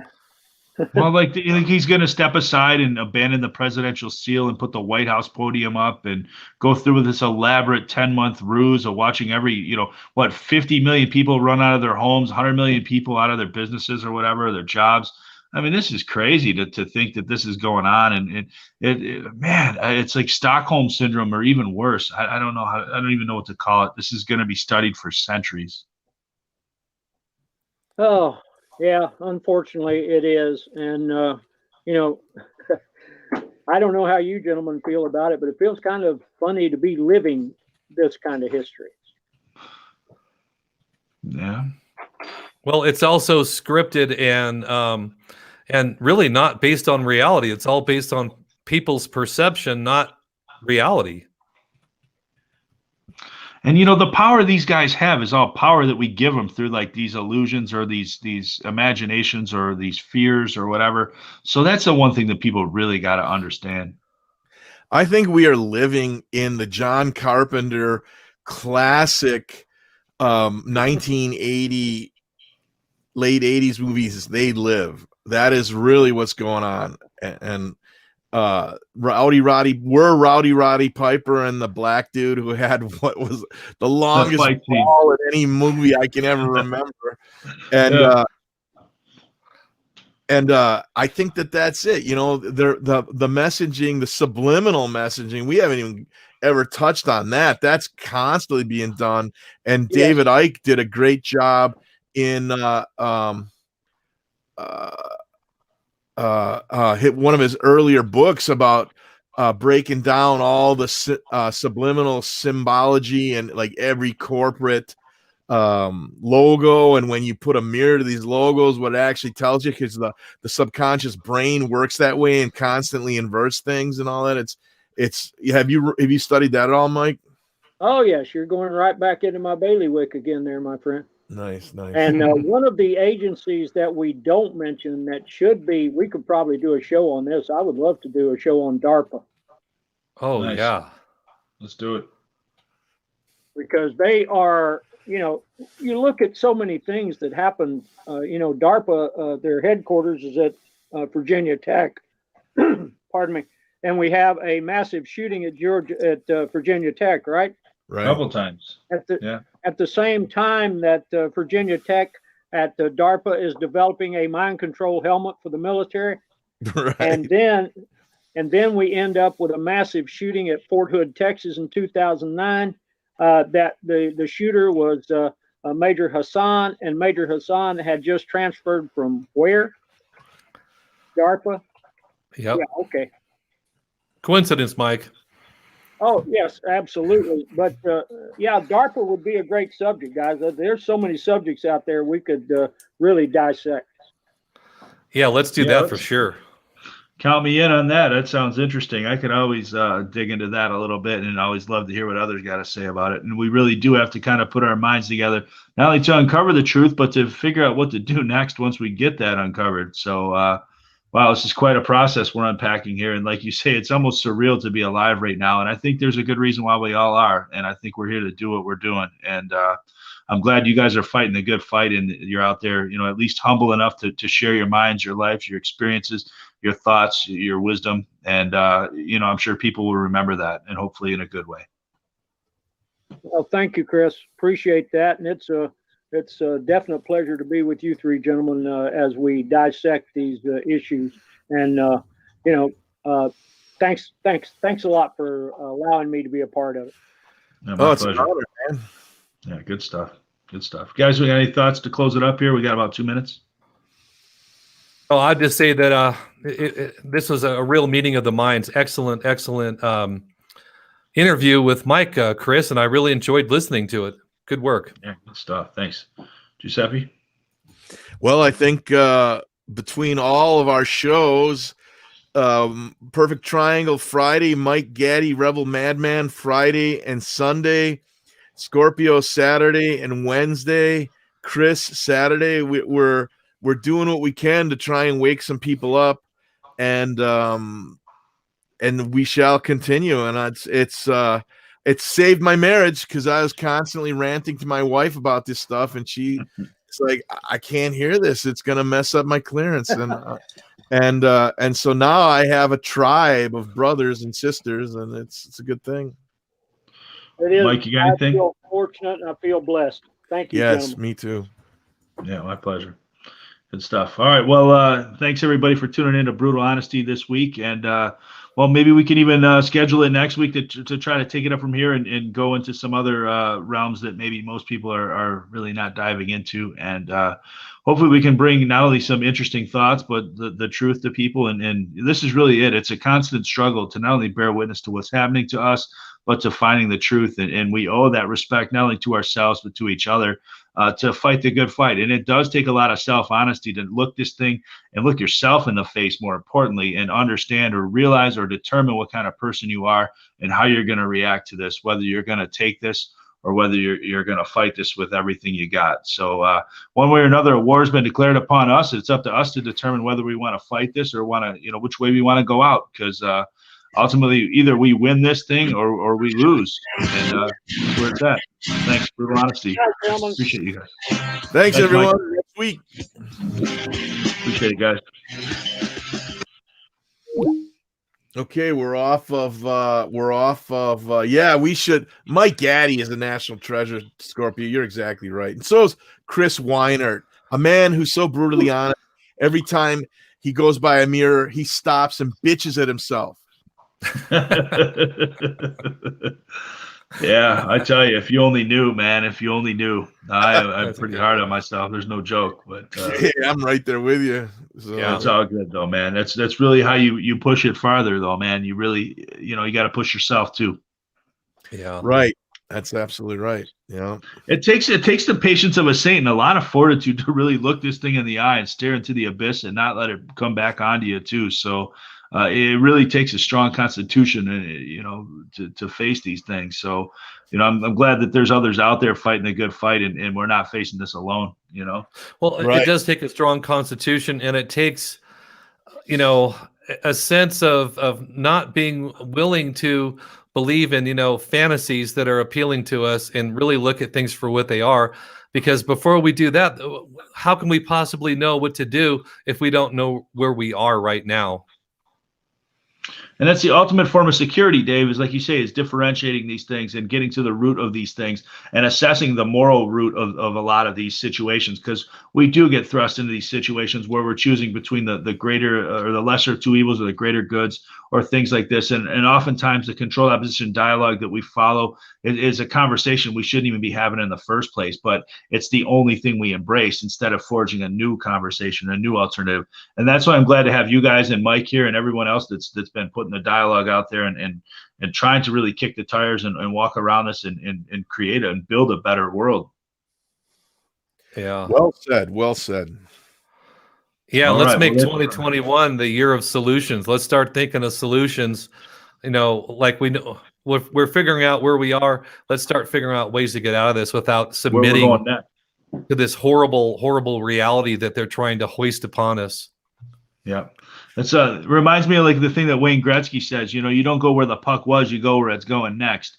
There You know, you and go. that's really what we got to anticipate the play. We really do. And this is a big part of it, is having the real appraisal of the situation and knowing where it's going next. So this is important, whether you know you understand it at this point or not. I'm sure there's a lot of people that are going to be striking a lot of value from our conversations, and hopefully that will continue. Well, it seems like Revolution Radio is growing. The chat room has more people than ever in it. And I think it's, you know, more and more people have a sense something is seriously wrong.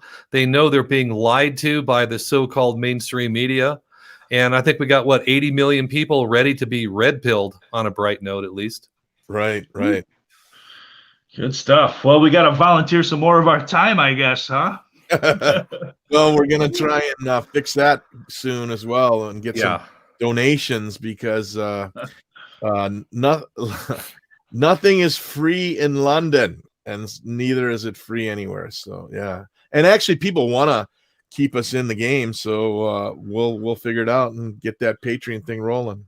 Right on. Well, it's one of the things you don't do for the money, you do because it's the right thing, and you can't put a price on these type of things. But it is nice it's comforting to know there's people that appreciate you enough to at least tip you for your time or your efforts.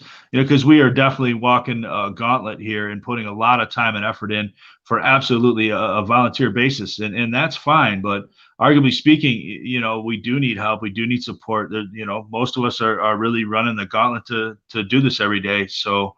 Hopefully people are appreciative of that and you know, keep fighting the good fight. Hey, I just want to read something from the chat room. Dirt Engineer said, "Woo, Chris gave us a ripping we need. Hurts so good. Thanks, guys." All right. Thanks, Dirt Engineer. Appreciate you. Oh, I clicked on the wrong one. There you go. All right, boys. Well, enjoy the weekend. Restore yourself, and we'll be back to it next week. Okay, take care, guys. Thanks. Appreciate everybody. Thanks. Okay. Have a good night.